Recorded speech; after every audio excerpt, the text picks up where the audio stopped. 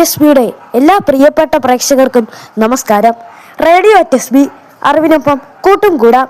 ഇന്നത്തെ സയൻസ് ടൈമിൽ നിങ്ങളോടൊപ്പം ഞാൻ RJ ഷോൺ സെബാസ്റ്റ്യനാണ്. ഇന്ന് നമുക്കൊരു എക്സ്പെരിമെന്റ് ചെയ്താലോ?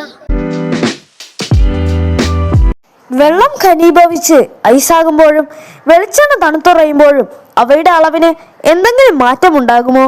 നിങ്ങൾക്ക് പരീക്ഷിച്ച് കണ്ടെത്താം. ഒരേ വലിപ്പമുള്ള നന്നേ ചെറിയ രണ്ട് ചില്ലുകുപ്പികൾ എടുക്കുക.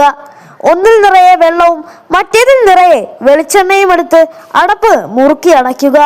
രണ്ടും റെഫ്രിജറേറ്ററിന്റെ ഫ്രീസറിൽ വെച്ച് തണുപ്പിക്കുക. തണുത്തുളയുമ്പോൾ വെള്ളം വെച്ച കുപ്പിക്ക് വിള്ളൽ സംഭവിച്ചതായി കാണാം. ജലം ഐസായി മാറുമ്പോൾ വ്യാപ്തം കൂടുന്നതിനാൽ കുപ്പിയിൽ കൊള്ളാതിരിക്കുന്നതിനാൽ കൊണ്ടാണിത്. എന്നാൽ വെളിച്ചെണ്ണയുടെ അളവ് അല്പം കുറഞ്ഞതായി കാണാം. ഘനീഭവിക്കുമ്പോൾ വെളിച്ചെണ്ണയുടെ വ്യാപ്തം കുറയുന്നു.